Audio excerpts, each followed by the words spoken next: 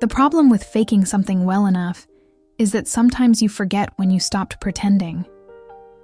Claire Mitchell felt that like a dull punch to the chest when she saw Jordan's message lighting up her phone screen at 11 o'clock on the night of December 30th. "Still on for tomorrow? I need you." 4 words that sounded like pleading, though Jordan never pleaded for anything. Claire set her phone down on the kitchen counter, watching the Christmas lights twinkling from her neighbor's balcony across the way. Los Angeles glowed outside, indifferent, noisy, full of families preparing for New Year's. She, on the other hand, sat alone in her small apartment in Silver Lake, surrounded by unused camera equipment and cold cups of coffee. The truth was that Claire had agreed to this favor a week ago, when Jordan asked her in person, with that rehearsed smile she used to win over clients. "Just one night, Claire.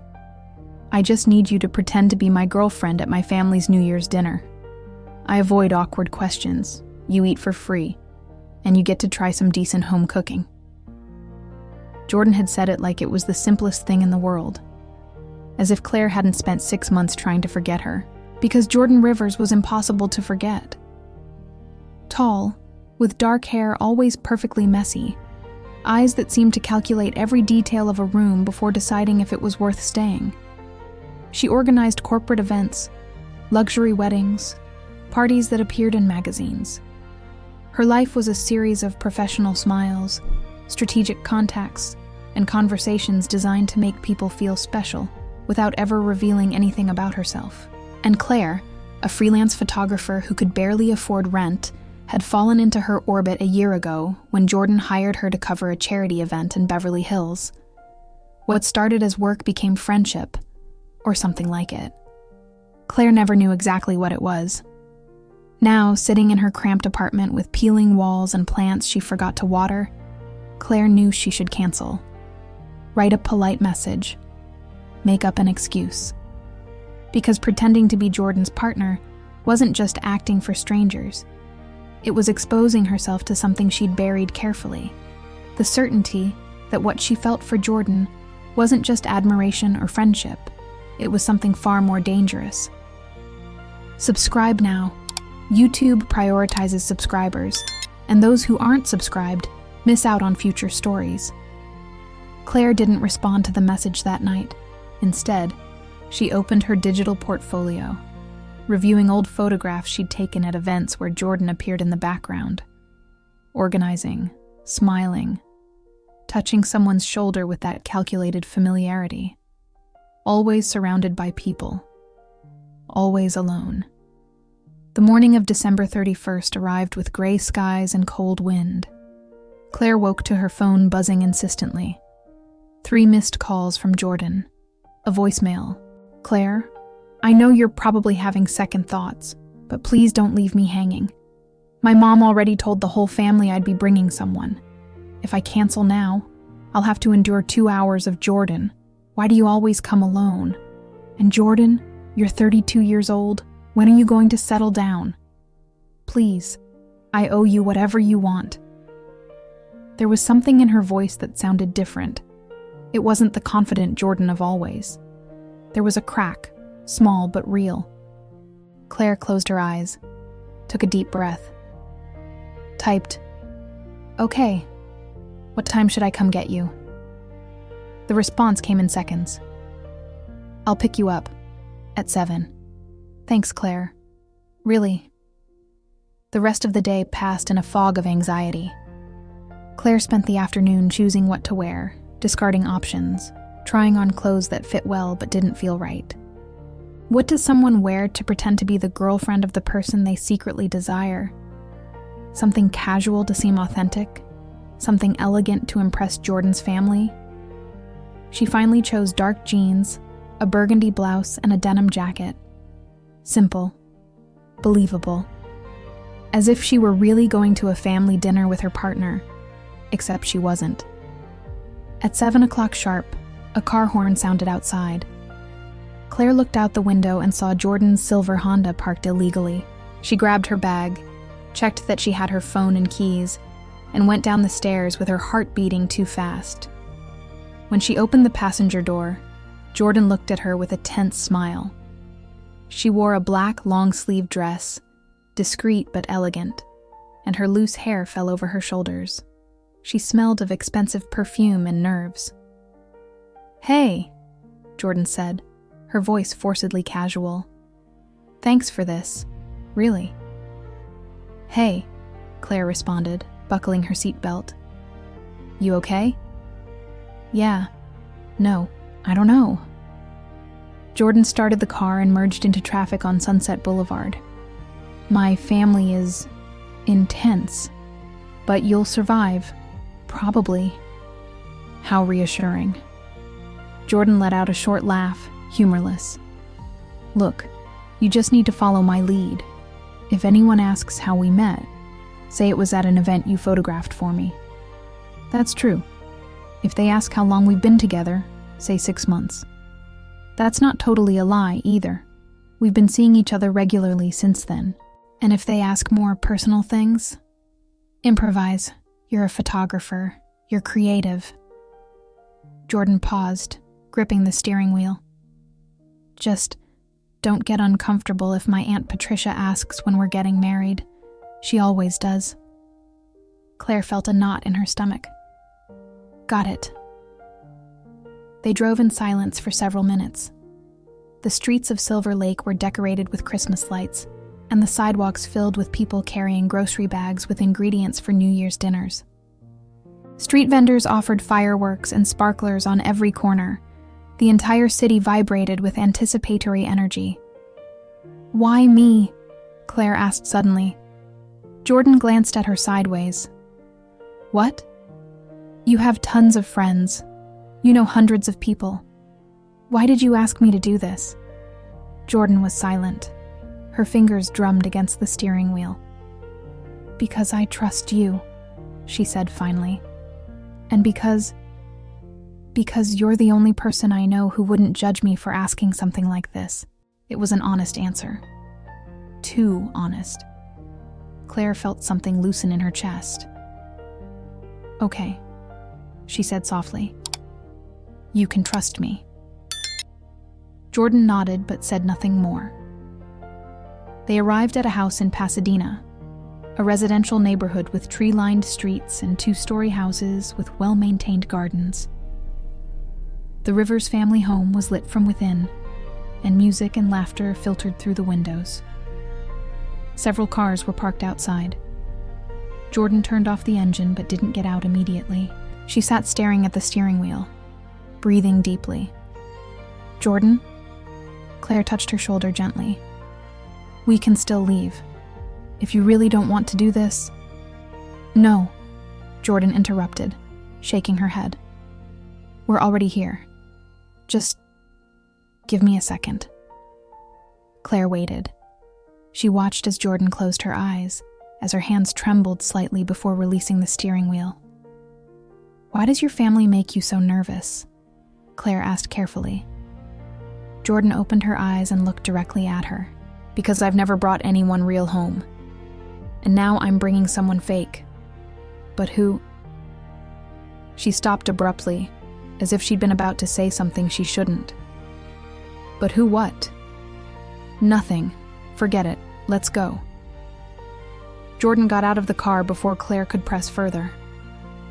Claire followed, sensing there was something important in those incomplete words, something Jordan didn't want to admit. They walked together to the entrance. When Jordan rang the doorbell, she turned to Claire. "Ready to act?" Claire nodded, though her heart was pounding. "Ready." The door opened, and a woman in her early 60s, with gray hair perfectly styled and a festive apron, appeared with a radiant smile. "Jordan, finally!" Jordan's mother hugged her effusively before turning her attention to Claire. "And you must be Claire. Oh, how wonderful to meet you. Come in, come in." Claire felt Jordan's hand find hers, intertwining their fingers with rehearsed naturalness. The touch was warm, firm, and completely devastating. "Mom, this is Claire," Jordan said, with a smile Claire recognized as her event smile. "Claire, My mom, Margaret. A pleasure, Claire said, trying to sound relaxed. The pleasure is mine, sweetheart. Come in, come in. Everyone's in the living room. They entered a house full of Christmas decorations, with a huge tree in the corner of the living room and the smell of turkey and eggnog permeating the air. There were at least 15 people distributed on sofas and chairs, chatting animatedly. When Jordan and Claire entered, the conversation stopped momentarily. All eyes turned toward them. Claire felt Jordan squeeze her hand slightly, like a silent signal. Here we go. Everyone, Jordan announced with a clear voice. This is Claire, my girlfriend. The silence lasted barely a second before the room erupted in greetings, questions, and hugs. An older woman, whom Claire assumed was the grandmother, approached with open arms.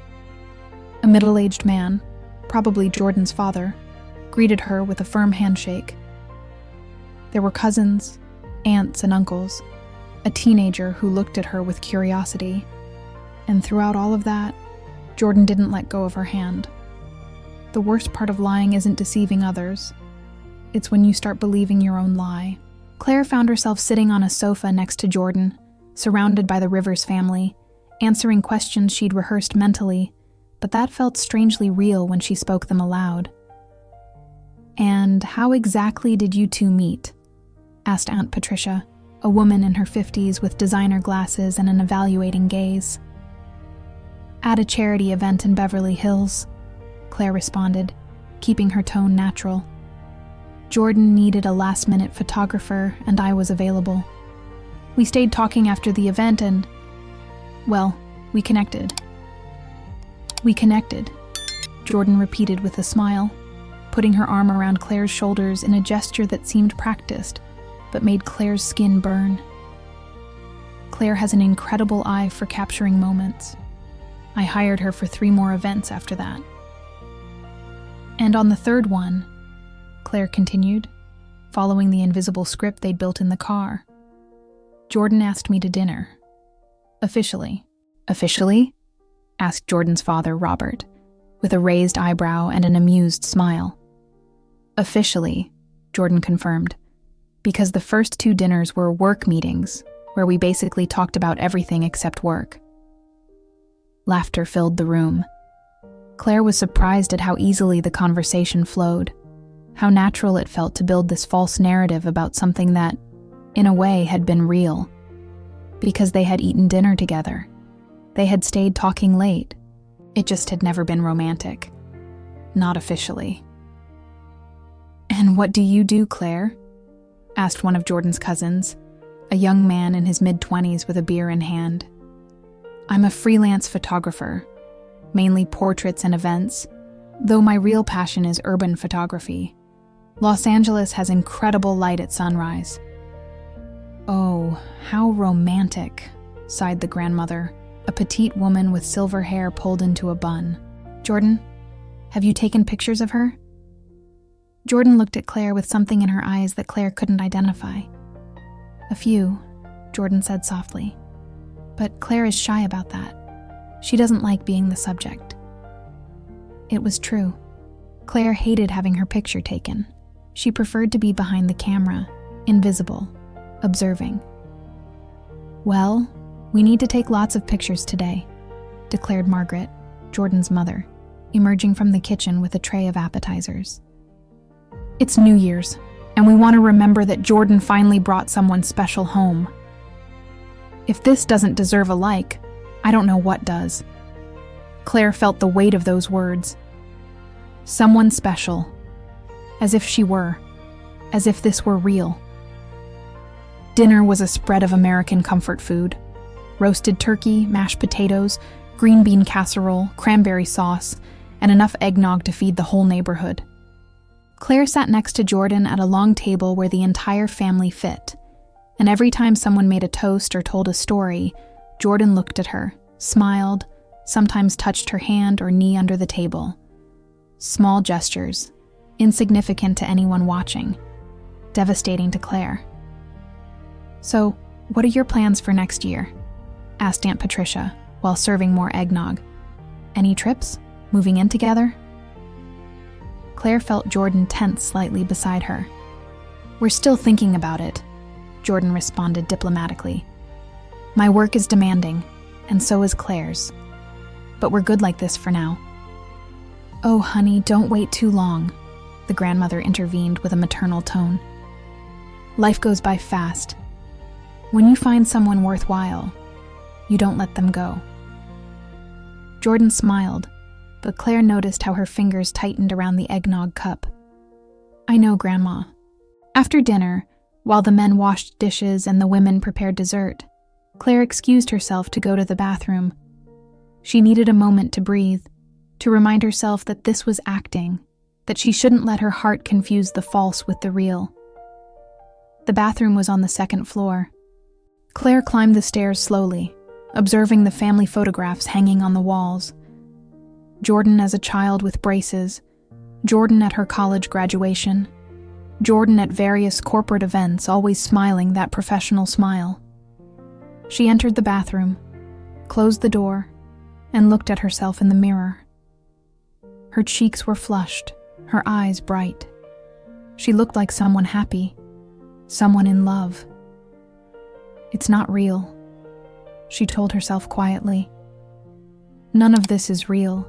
When she came out of the bathroom, she found Jordan waiting for her in the hallway.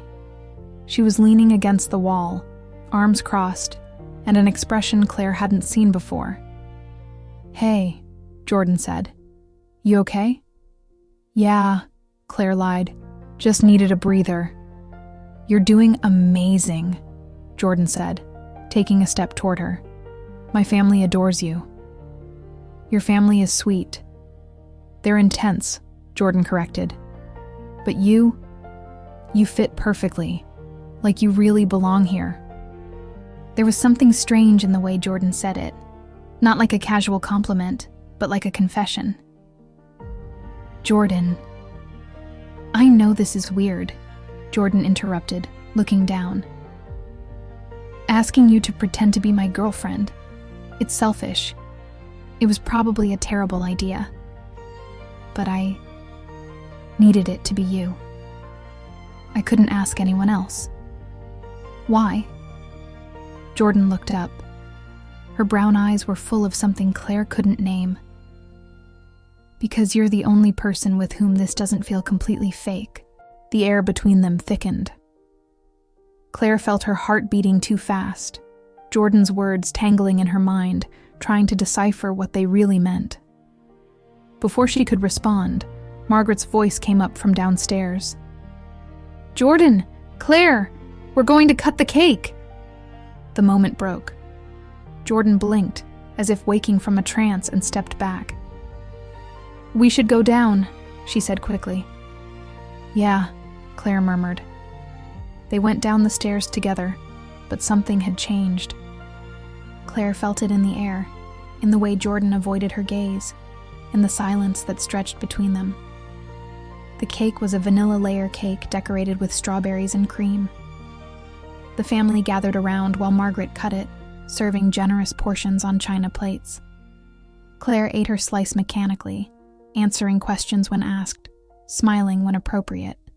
But her mind stayed trapped in that hallway, in Jordan's words. You're the only person with whom this doesn't feel completely fake. What did that mean? That Jordan also felt something?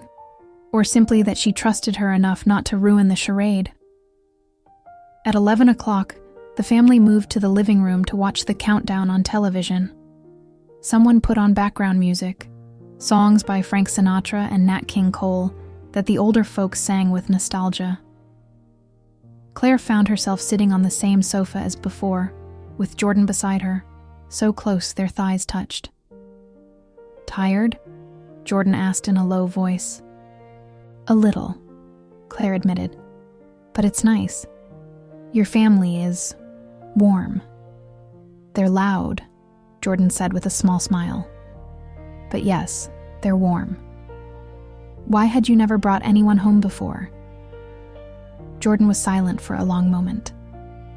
Because I never found anyone worth the interrogation, she said finally. And because because I've always been afraid my family would see through me. See through you? That they'd see I don't know what I'm doing. That my whole life is perfectly organized except this part. That at 32 I still don't know how to keep someone close without scaring them away.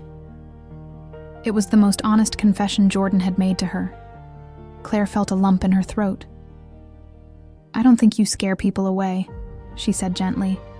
I think you're just careful about who you let in. Jordan looked at her with shining eyes.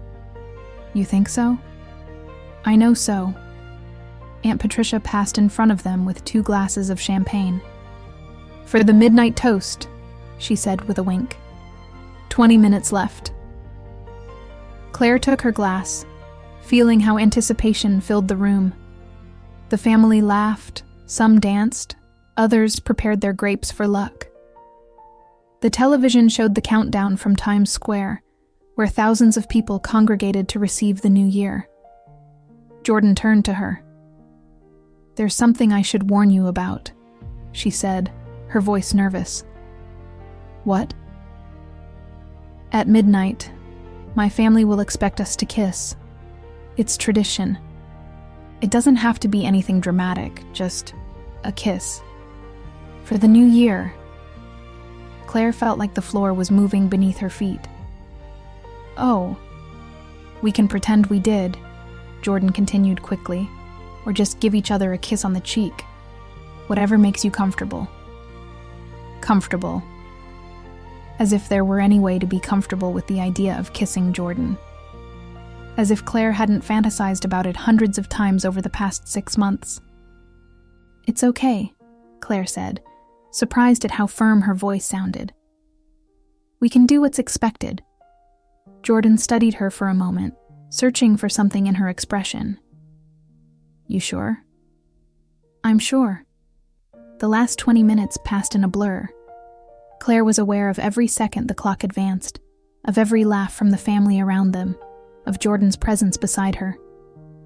When there were 5 minutes left, everyone stood up, glasses in hand, counting along with the television.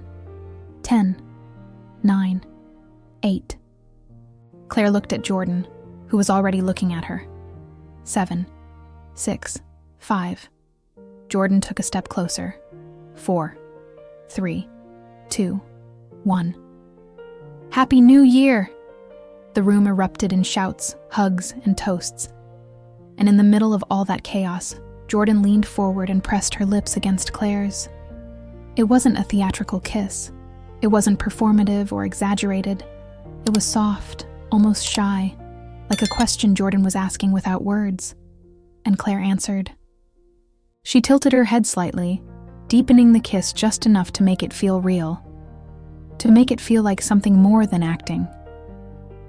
Jordan's lips were soft, tasted of champagne, and promises neither of them had made aloud. When they separated, Jordan was looking at her with an expression Claire couldn't decipher. Surprise, maybe, or fear, or something like recognition. Happy New Year, Jordan whispered. Happy New Year, Claire responded, her heart beating so hard she was sure Jordan could hear it. Someone turned the music up louder. The family continued toasting, hugging, laughing. But Claire and Jordan stayed still, looking at each other, as if the world around them had stopped existing. If any part of this story feels like your life, the hype button helps make sure it doesn't stay silent. It was the grandmother who broke the spell, approaching with open arms to hug them both. My girls, she said tenderly. How beautiful to see you so happy together.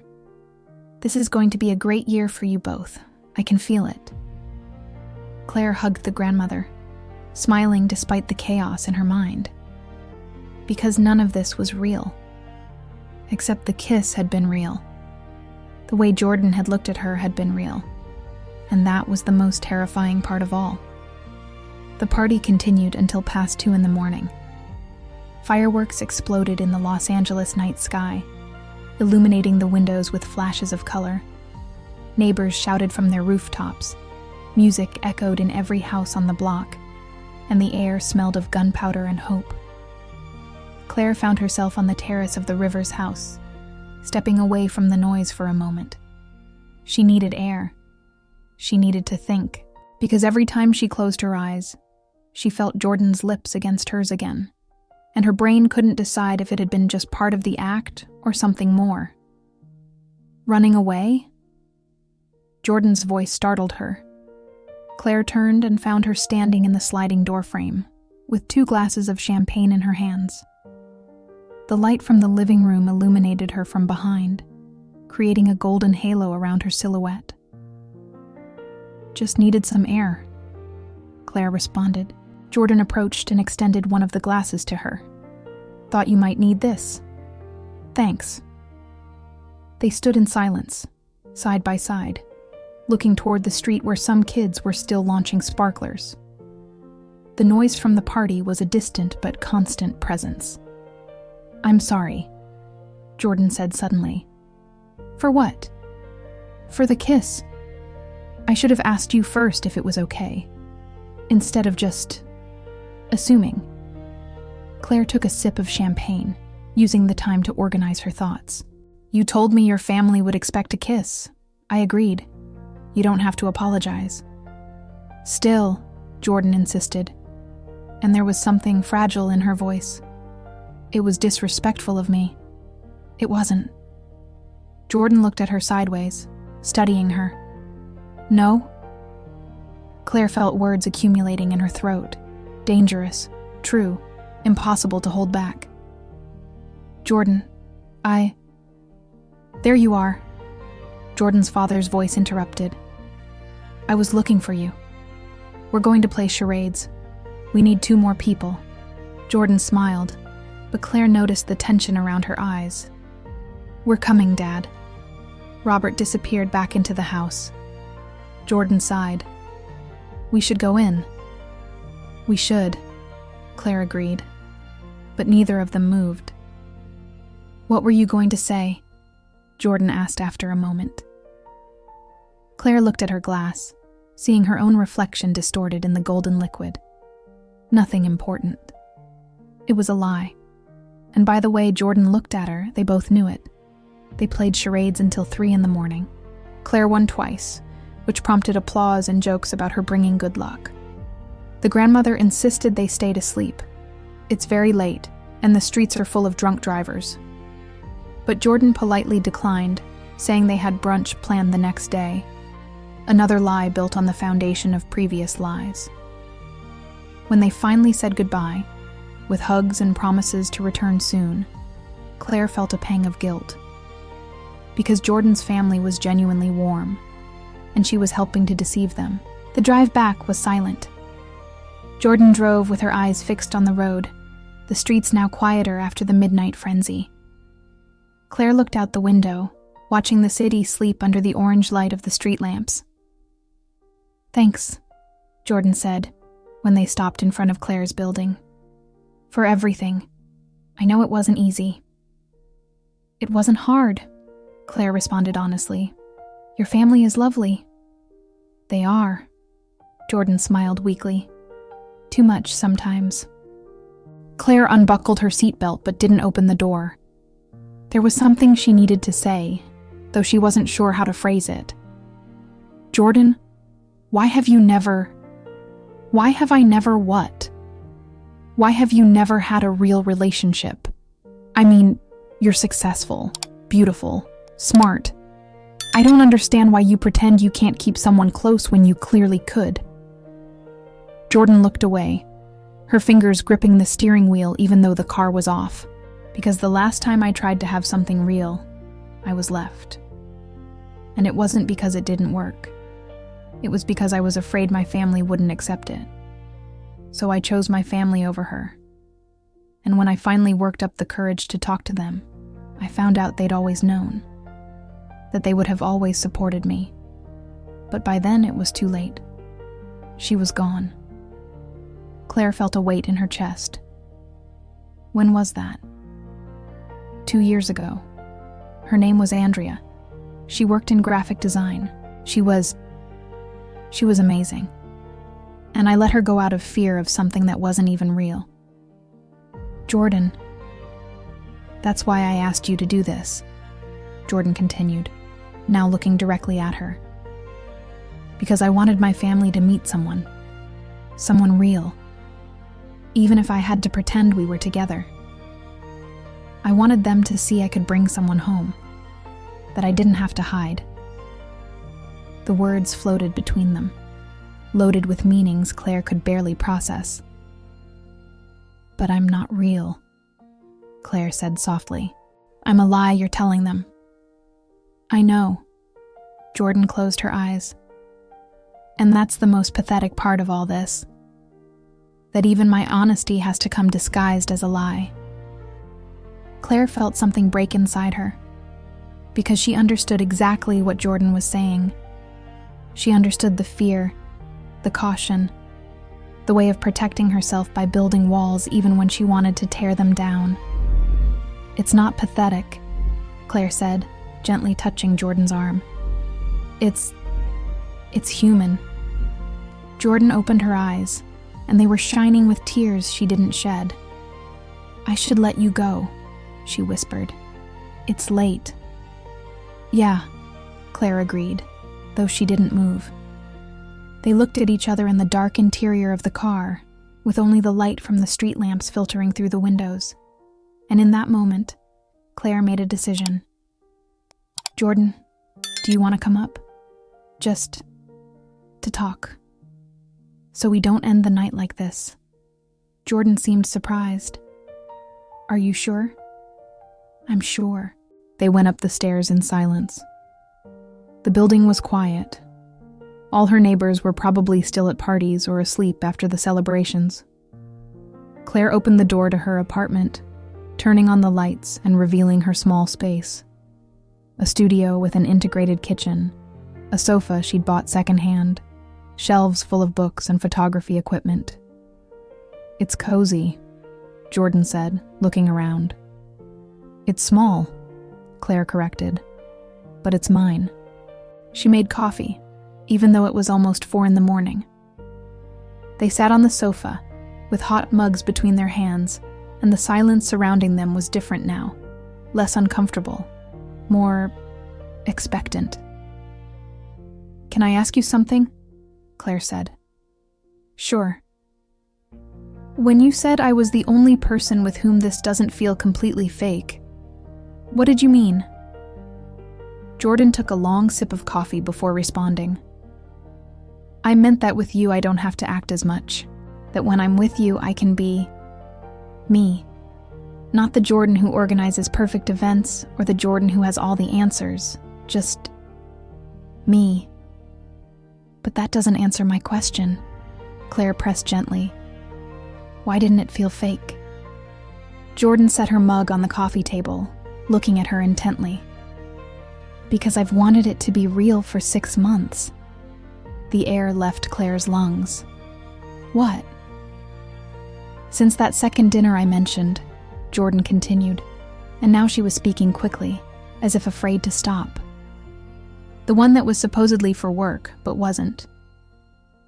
I realized that night that I cared about you in a way that wasn't professional. And I got scared. Because I'd just gotten out of the thing with Andrea, and I didn't want to feel that again. So I kept things friendly, safe. But I never stopped feeling it. Claire felt her world reorganizing with each word. Jordan. And I know it's selfish, Jordan continued. Asking you to pretend to be my girlfriend when I secretly wished it were true. I know it's manipulative, and I probably should have told you all this before, but Claire kissed her. It wasn't like the midnight kiss, careful and measured. This was urgent, honest. Months of contained desire breaking like a dam. Claire put her hands on Jordan's face, feeling her respond immediately, her arms encircling her, pulling her closer. When they separated, they were both breathing hard. Me too, Claire said, her forehead resting against Jordan's. I've been feeling it for 6 months, too. Jordan let out a laugh that sounded between relieved and amazed. Really? Really? So why didn't you say anything? For the same reason as you, because I was scared. Because I thought you only saw me as a useful photographer or a convenient friend. Because... Jordan kissed her again, softer this time, almost reverent. You were never convenient, she murmured against her lips. You were the most inconvenient thing that happened to me, because you made me want to risk it again. They stayed like that, embraced on Claire's sofa while the sky began to lighten with the first hints of dawn.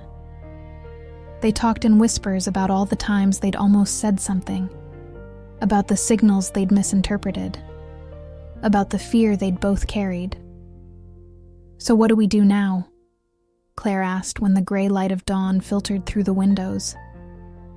Jordan looked at her with a small but genuine smile. I guess we stop pretending. And your family? I'll tell them the truth. Well, part of it. That we pretended at first, but that it became real. Because that's what happened, isn't it? Claire nodded, feeling something warm expand in her chest. That's exactly what happened. Jordan stayed until the sun fully illuminated the apartment, until they had to admit they both needed sleep. But before leaving, she kissed her once more at the door. See you tomorrow? Jordan asked. Or technically today, later. See you today, Claire confirmed. Real brunch this time? Real brunch. When Jordan left, Claire closed the door and leaned against it, touching her lips where she still felt the ghost of Jordan's kisses. Her apartment had never felt less empty. Real things are always more complicated than fake ones. Claire woke at noon with her phone buzzing insistently. 3 messages from Jordan. Good morning, or good afternoon. Am I still alive, or was it all an amazing dream? Still on for brunch? I know a place in West Hollywood that makes criminally good pancakes. Please tell me you don't regret last night, because I definitely don't regret it. Claire smiled, typing her response. I don't regret it. Give me an hour to get ready. I'll pick you up in an hour. And Claire, I'm so glad this is real. Me too. Claire showered, chose clothes more carefully than she normally would for brunch. Jeans that fit well, a green blouse Jordan had once mentioned she liked, and put on light makeup. When she went downstairs, the silver Honda was already waiting. Jordan wore sunglasses despite the cloudy sky and smiled when Claire got in the car. Hey, she said, and her voice sounded shy in a way Claire had never heard. Hey, Claire responded. They looked at each other for a long moment before Jordan leaned in and kissed her. Soft and brief, but completely intentional. Just needed to confirm it was real, Jordan murmured. It's real. The restaurant Jordan chose was a small place on a West Hollywood corner, with exposed brick walls and plants hanging from the ceiling. There were few tables, all occupied by couples and groups of friends recovering from New Year's celebrations. The waiter sat them by a window facing the street. So, Jordan said after they ordered, we need to talk about how we're going to handle this. Handle what? Us. Your family, my family, our friends. If we're going to do this for real, is there any reason not to? Claire interrupted. Jordan hesitated. I don't want to scare you, or pressure you. We just started and... Claire took her hand across the table. Jordan, I've wanted this for 6 months. You're not going to scare me by wanting to make it official. Official? Jordan repeated, and there was hope in her voice. Official. No pretending, no acting. Just... us. The smile that lit up Jordan's face was worth every second of uncertainty. So you're my girlfriend? Officially? Officially, Claire confirmed, feeling her own face split into a smile. The food arrived. Blueberry pancakes for Jordan, chocolate chip for Claire, black coffee for both, and they ate while talking about everything and nothing. About Jordan's upcoming work projects, about the photo sessions Claire had scheduled, about the possibility of traveling somewhere together when they had time. It was easy, natural, as if they'd been doing this for years. "My mom texted me this morning," Jordan said between bites. "Says she really liked you, that we should bring Claire to more family gatherings." "And what did you tell her?" "That we'd think about it." Jordan paused. "Eventually I'll have to tell them we pretended at first." "Do you have to?" Jordan looked at her with surprise. "Don't you think we should?" Claire considered it. "I think what matters is that it's real now. The rest is just context. Context that includes blatantly lying to them. Context that includes protecting yourself until you were ready," Claire corrected. "It's not the same thing." Jordan intertwined her fingers with Claire's. "How is it you always know what to say?" "Not always. But with you I want to try." They spent the rest of the afternoon walking through West Hollywood, exploring secondhand bookstores and vintage record shops. Jordan bought a photography book for Claire, and Claire insisted on taking pictures of Jordan in front of the brightly colored walls that characterized the neighborhood. "You've never taken pictures of me before," Jordan observed, posing half-jokingly. "Because you were always working," Claire responded from behind her camera, "and photographing someone working feels invasive. But this is different." "Different how?" Claire lowered the camera, looking directly at her. "Different because now I have permission to look at you, to really look at you." Something changed in Jordan's expression. She approached, walking around the camera to stand in front of Claire. "You always had permission," she said softly. "I was just too scared to give it to you explicitly." She kissed her there, in the middle of the street, with pedestrians walking around them and the sound of the city as a soundtrack. And Claire felt something that had been tight in her chest for months finally loosen. When they returned to the car, it was already getting dark. Jordan drove her back to Silver Lake, but when she parked in front of Claire's building, neither made a move to get out. "I don't want it to end," Jordan admitted. "It doesn't have to end," Claire said.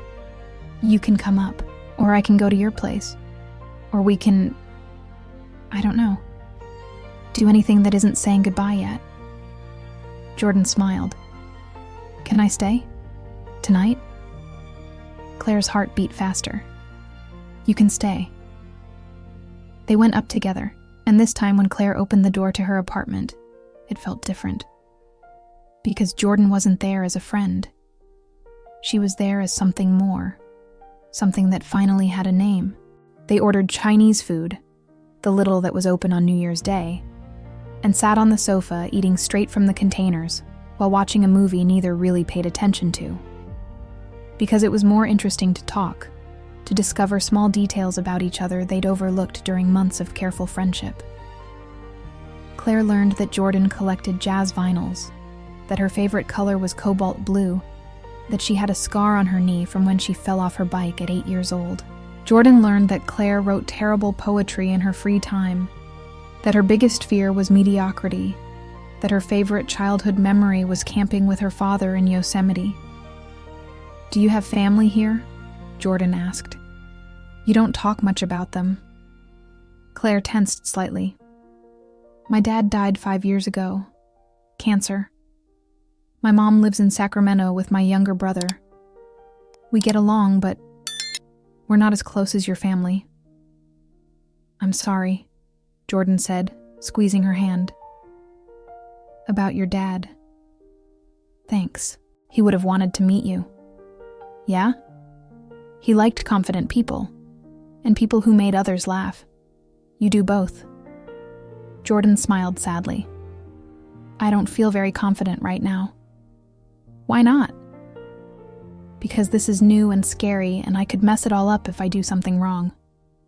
Claire moved closer, resting her head on Jordan's shoulder. "You're not going to mess it up, and even if you did, we'd fix it. That's what real couples do, right? Make mistakes and fix them together. Real couples, Jordan repeated, as if savoring the words. I like how that sounds. Me too.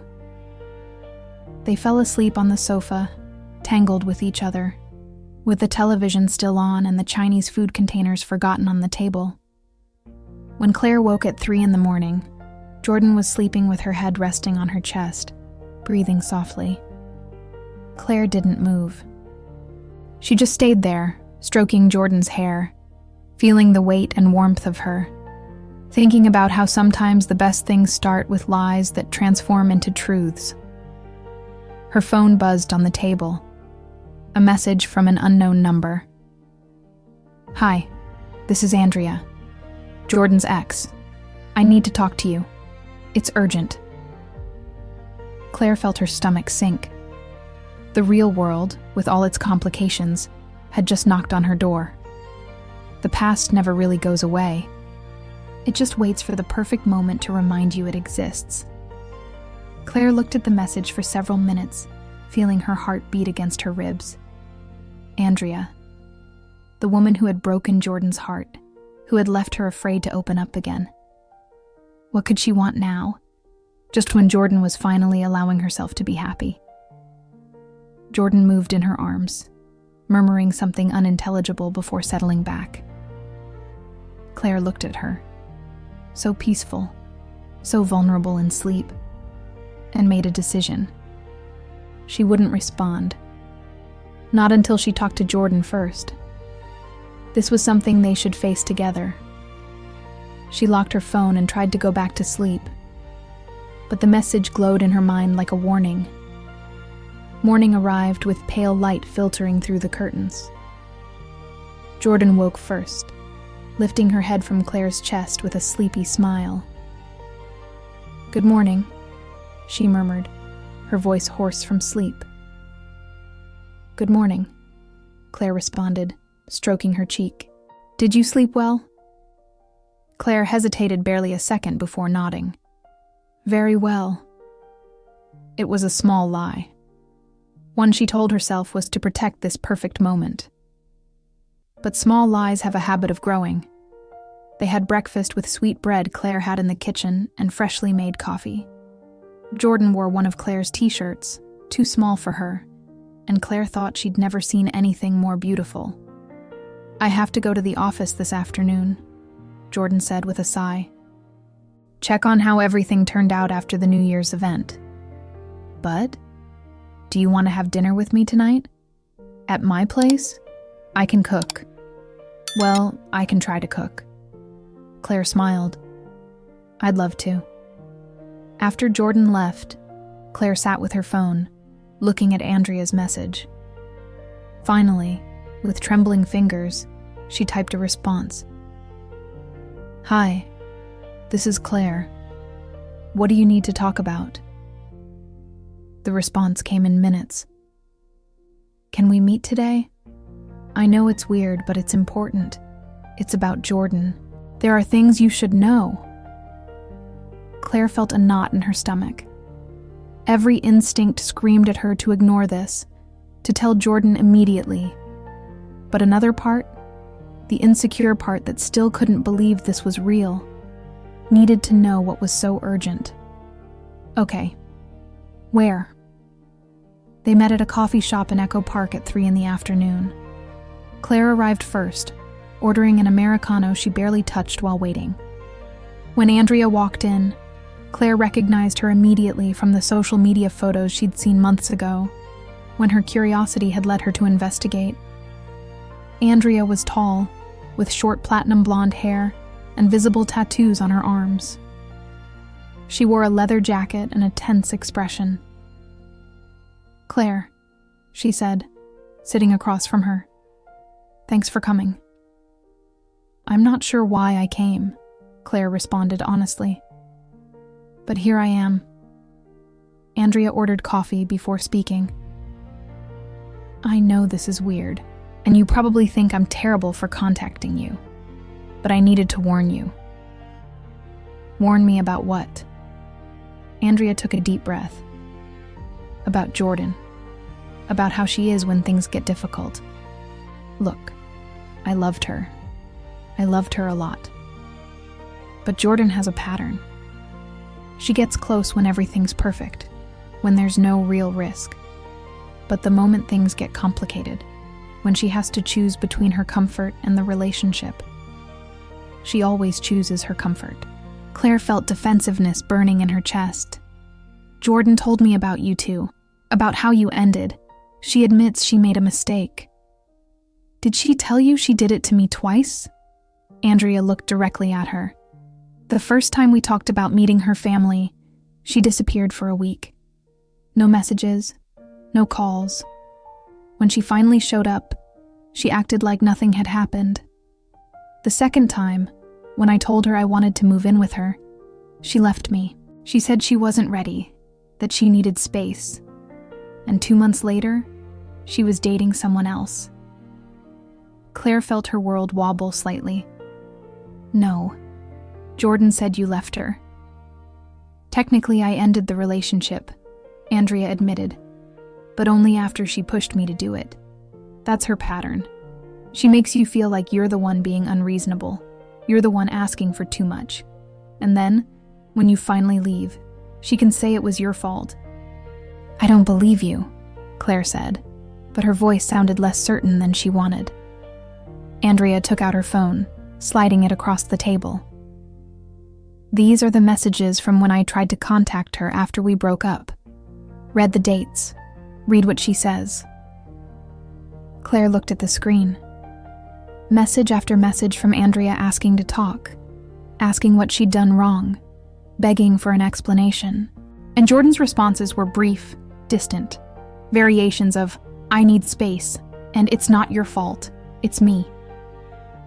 She was processing, Claire said, pushing the phone back. People need time to process. 3 months without a single real conversation?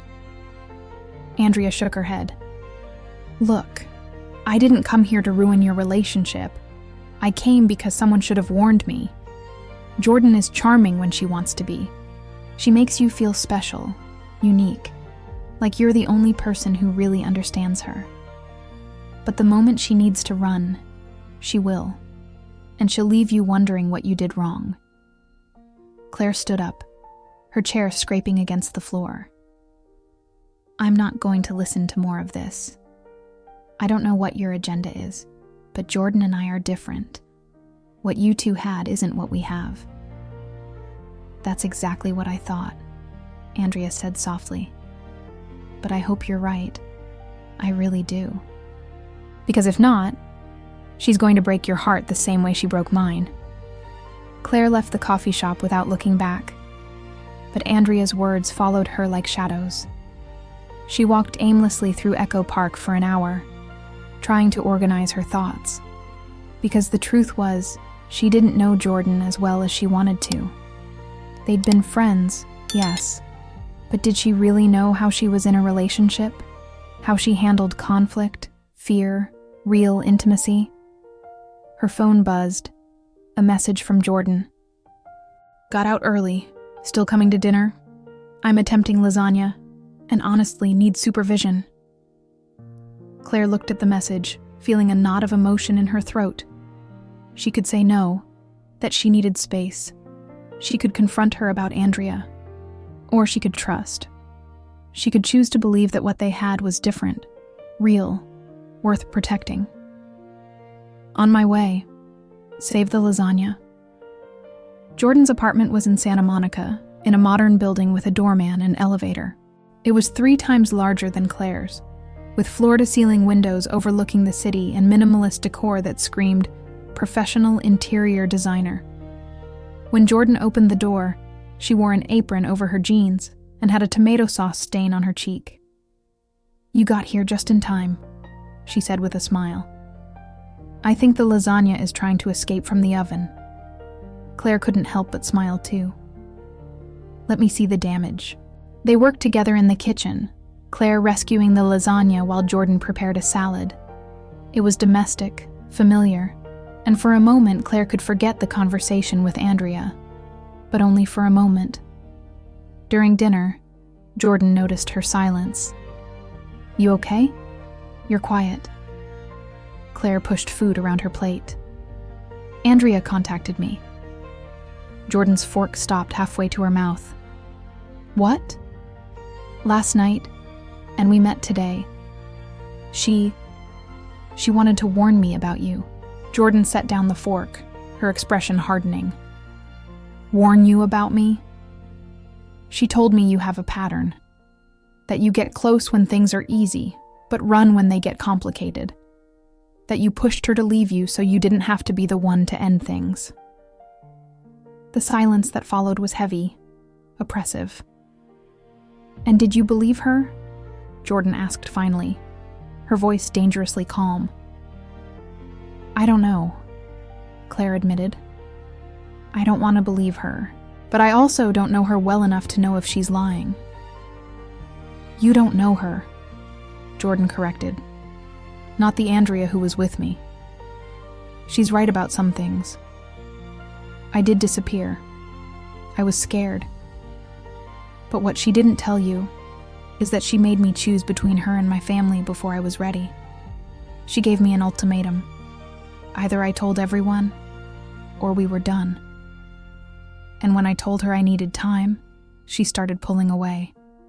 So yes, I eventually stopped fighting for something that had clearly already ended. Claire felt tears stinging her eyes. Why didn't you tell me all this? Because it's my past. Because I thought we could start fresh without the shadows of my mistakes following us. Jordan stood from the table, running her hands through her hair. But I guess I was wrong. Jordan, you know what's the worst part? Jordan continued, and now there was pain in her voice. That I was right to be afraid, because we've barely been real for 2 days and you're already doubting me. I'm not doubting you, Claire protested. I'm just processing. Processing whether I'm trustworthy. Processing whether I'm going to hurt you. Processing whether this is worth the risk. Jordan looked directly at her. And I get that. I really do. But I can't be in a relationship where I constantly have to prove I'm not the villain from someone else's story. Claire stood too. That's not fair. She came to me. I didn't go looking for trouble. But you welcomed it with open arms, didn't you? You met with her without telling me. You listened to her version of events without giving me the chance to share mine first. Jordan shook her head. You know what my real pattern is, Claire? That I fall for people who already have one foot out the door, who look for reasons to confirm their worst fears about me. That's not what I'm doing. Isn't it? Because from where I'm standing, it looks exactly like what you're doing. The silence stretched between them, loaded with unspoken things and freshly opened wounds. I think you should leave, Jordan said finally, her voice broken. Jordan, we can talk about this. Not tonight. Tonight I need to be alone. Claire felt her heart breaking. Okay, but this isn't over. I'm not going to leave you like this. Maybe you should, Jordan said, looking away. Maybe it would be easier for both of us. Claire grabbed her bag, tears finally spilling. I don't want easy. I want real. And real includes this. Includes the mistakes and the difficult conversations and working through our fear together. Jordan didn't respond. She just stood by the window, arms crossed, looking at the city lights. Claire left, and every step that took her away from Jordan's apartment felt like a mistake. But she didn't know how to fix it. She didn't know how to prove she trusted Jordan when her own fears screamed so loud. In the Uber back to Silver Lake, she received a message from Andrea. Did you talk to her? Claire blocked her without responding. Because Andrea was right about one thing. There were patterns. But not just Jordan's. Her own, too. The pattern of looking for evidence that she wasn't enough. That good things didn't last. That it was safer to withdraw before they broke her heart. And that realization hit her like a punch. Love isn't about avoiding fights. It's about deciding who's worth fighting for. Claire didn't sleep that night. She lay awake in her bed, staring at the ceiling, replaying the fight over and over in her mind. Every word she'd said, every expression on Jordan's face. And with each repetition, it became clearer who had been wrong. Not Jordan. Her. Because Jordan was right. Claire had gone to that meeting with Andrea with one foot already out the door, looking for reasons to confirm the fear that had chased her for months. That this was too good to be true. That eventually Jordan would realize Claire wasn't enough. At 6 a.m, exhausted but determined, Claire got up and started planning. Not just an apology, but a demonstration. Something that would show Jordan this was real, that it was worth fighting for. She spent the day preparing. She called Jordan's mother, a risky move that could go terribly wrong, and had an honest conversation. She bought flowers at the farmer's market, Jordan's favorites that she'd mentioned once in a forgotten conversation. She wrote and rewrote a message until the words sounded right.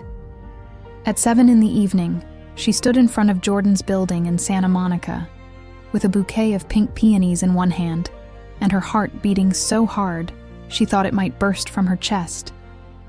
The doorman recognized her from the night before. "Is Ms. Rivers expecting you?" he asked. "No," Claire admitted. "But, can you let her know I'm here? Please." The doorman made the call.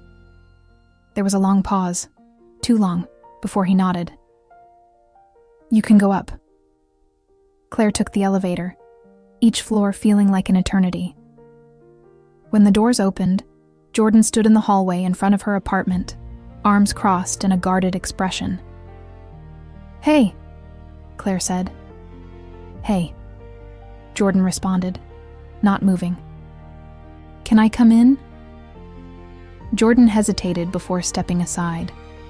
The apartment looked the same as the night before, except for the empty pizza boxes on the coffee table and a half-finished bottle of wine. Jordan had been alone, processing, probably feeling as miserable as Claire. "I brought flowers," Claire said awkwardly, extending them. "Peonies. You said once they were your favorites." Jordan took them, surprised. "You remembered that." "I remember everything you tell me." Claire took a deep breath. "Jordan, I'm sorry. Not for talking to Andrea. Because I think I needed to hear her version to fully understand what happened. But I'm sorry I didn't tell you first. I'm sorry I let my own fears make me doubt you. And I'm sorry my first reaction wasn't to trust what we've built." Jordan put the flowers in a vase before responding. "I'm sorry too. For reacting so defensively. For asking you to leave instead of working on the problem. For being so afraid of being hurt again that I almost pushed you into doing it." "You weren't pushing me," Claire said, stepping closer. "You were protecting yourself, and I understand that. But Jordan, you need to understand something. I'm not Andrea, and you're not the same person you were 2 years ago. We've both changed, learned. And if we're going to make this work, we have to trust in that." "And how do we do that?" Jordan asked, her voice small. "How do we trust when we're both so scared?" Claire took her hands. "By being honest, even when it's uncomfortable, even when we're afraid. And by choosing to stay, again and again, even when it's hard." Jordan closed her eyes, tears escaping from the corners. "I'm so afraid of messing this up." "Me too," Claire admitted. "But I think fear is part of it, because if it didn't matter, it wouldn't be so scary to lose it." Jordan opened her eyes, looking at her with such vulnerability that Claire felt her own chest tighten. "I don't want to lose you. You're not going to lose me. But you have to let me in, completely, without hiding when things get difficult." "And you?" Jordan challenged softly. Will you stop looking for reasons to confirm your worst fears about me?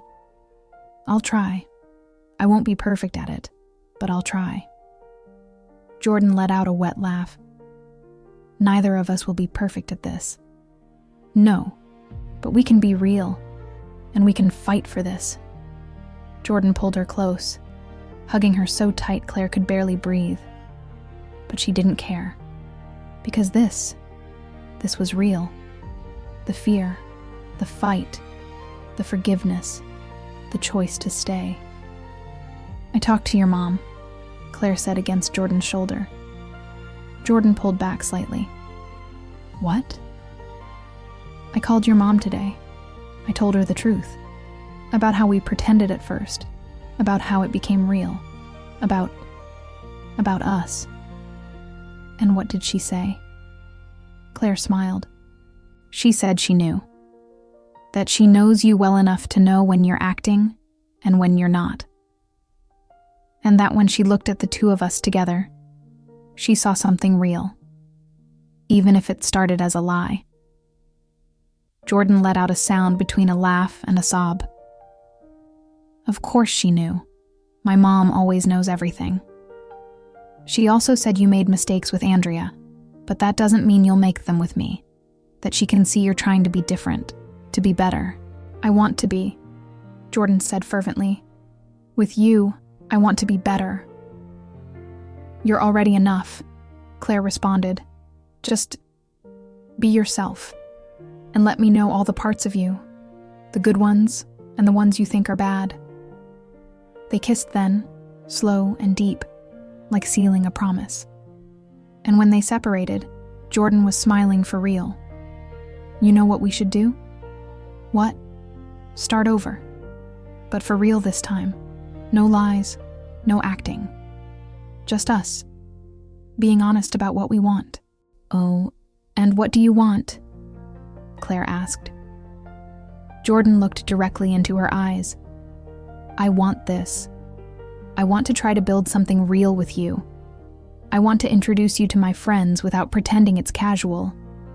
I want to fill my apartment with your photographs. I want to wake up with you on Sundays and argue about who makes the coffee. I want everything that comes with a real relationship. Even the difficult parts. Claire's heart expanded. I want that too. All of those things. With you. Even though it's complicated. Especially because it's complicated. Because that means it's real. They spent the rest of the night really talking. About their fears, their hopes, their boundaries and needs. Jordan admitted she tended to shut down when she felt vulnerable. That she'd need Claire to be patient, but also to gently push her to communicate. Claire admitted she tended to assume the worst, that she'd need Jordan to reassure her, but also to challenge her when she was being irrational. They were difficult conversations, uncomfortable at times, but they were also honest. And that made all the difference. So, are we doing this? Jordan asked, when they finally lay in her bed, exhausted but at peace. We're doing this, Claire confirmed. Official and completely real. No pretending. No pretending. Jordan kissed her softly. Happy New Year, Claire, again, but for real this time. Claire smiled against her lips. Happy New Year, love. And for the first time in a long time, Claire believed this year really could be different, because she had someone worth the risk, someone willing to work on the difficult parts alongside her. The following days were a learning process. They learned how to communicate better, how to read each other's signals, how to give space when needed, and how to be present when it mattered. It wasn't perfect. They had small disagreements, moments of frustration, occasions when their old patterns tried to resurface. But each time, they chose to stay. They chose to talk instead of run. They chose to trust instead of doubt. A week later, Jordan organized a dinner with her close friends, designers, event planners, people from the corporate world, and introduced Claire as her girlfriend. Not as a photographer she'd hired, not as a friend, as her girlfriend. Claire took photos of the night, capturing genuine moments of laughter and connection. And when she edited them later, she found a photo of Jordan looking at her while she photographed others, with an expression so full of affection, it took her breath away. That photo became her favorite. She printed and framed it, placing it on her nightstand. 2 weeks later, Claire took Jordan to Sacramento to meet her mother and brother. She was nervous. Her family wasn't as expressive as Jordan's, but Jordan charmed them with her warmth and genuine interest in getting to know them. Her mother pulled her aside before they left. "I like her," she said simply. "I can see she makes you happy, and I can see she really sees you." Claire hugged her mother, feeling something heal in her chest. A month later, on a rainy afternoon in February, they were lying in Jordan's bed when Claire asked, "Do you ever regret it? How we started?" Jordan turned to look at her. "With the lie?" "Yeah." Jordan considered it. "I used to think I would, that I wished I'd been brave from the beginning. But now I think we started exactly how we needed to, because pretending gave me the courage to show you who I really was. And when it became real, I no longer had to pretend to be someone I wasn't." Claire smiled, snuggling closer.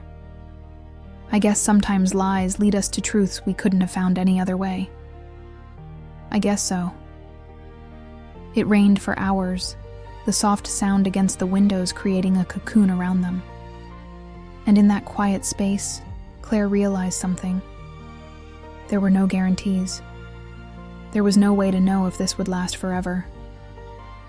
But that was okay, because what they had now, this raw honesty, this daily choice to love each other even when it was hard, that was worth more than any promise of eternity.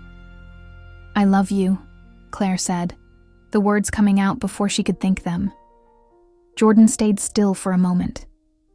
Then she turned completely, looking at her with shining eyes. "What did you say?" "I love you," Claire repeated, firmer this time. "I know it's soon, and you don't have to say it back. But I needed you to know. Because it's true."